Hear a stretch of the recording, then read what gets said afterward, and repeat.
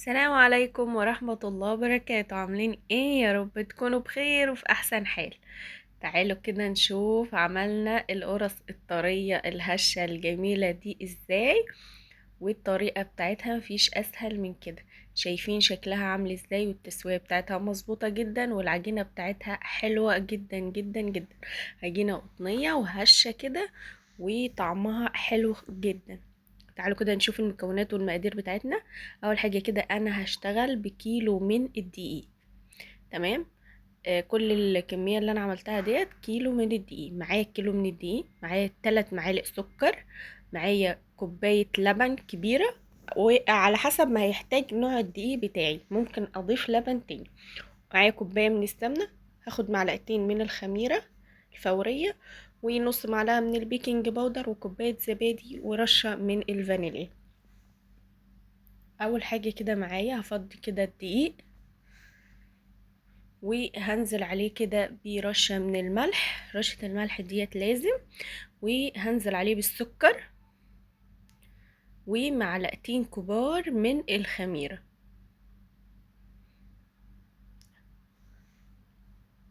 علشان خاطر احنا في الشتاء فلازم كده ازود الخميرة شوية، علشان خاطر العجينة يعني تطلع معايا بسرعة.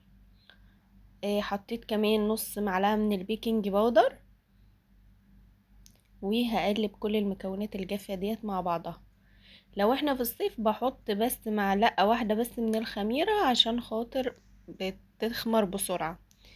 ورشيت كمان رشة فانيليا، ونزلت كده بكوباية السمنة. انا سخنت السمنة ديت في الميكرويف، سيحتها، يعني خليتها تبقى سايلة، ما غليتش السمنة ولا حاجة، فكيتها بس كده في الميكروويف. هبدأ كده ابس الدقيق في السمنة، هغلف الدقيق كده بالسمنة، وهنزل عليهم بكوباية زبادي. عندك زبادي تمام، عندك اللبن الرايب دوت تمام. ما عندكيش لبن بودرة عادي تمام حطي. ما عندكيش لبن بودرة، لبن عادي سايب تمام. اي حاجة هتمشي معاك. ما عندكيش اي انواع الالبان بمية وهتبقى حلوة جدا برضو. هقلب كده كله مع بعضه.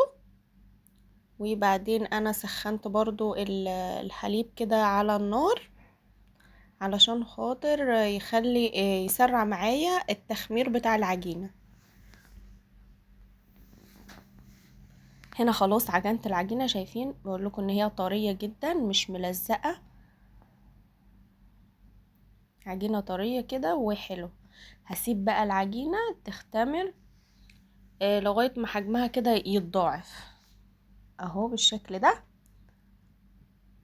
كده خلاص العجينة اختمرت. جهزت هنا ميكس جبن، اي جبنة تحبيها، ممكن تعمليها سادة، ممكن تعمليها بعجوة، ممكن تعمليها تحشيها بشوكولاتة، اي حاجة هتمشي. بقطع كده، بكور العجينة كور. بعدين بجيبها افتحها من النص واحط فيها حشوة الجبنة، واقفلها تاني كده من تحت، واكورها وارص كده في الصينية. الصواني بتاعتي انا حاطه لها ورق الزبدة، وكمان ده انا ورق الزبدة كده ده انا خفيفة من الزيت او السمنة اي حاجة. شايفين بقول لكم ده حجم القرص بتاعتي. خليها كده سميكة شوية عشان خاطر يبقى فيها قلب من جوه وتبقى طعمها حلو. هنا جبت كوباية، حطيت فيها شوية من الحليب على معلقة من النسكافيه، وقلبتهم كويس عشان خاطر ادهن الوش بتاع القرص بتاعتي، عشان خاطر يبقى شكله احمر كده وجميل. رشيت عليها شوية من حبة البركة، عندك سمسم ماشي، حبة البركة، شمر، ينسون، اي حاجة، كل الحاجات ديت بتبقى حلوة.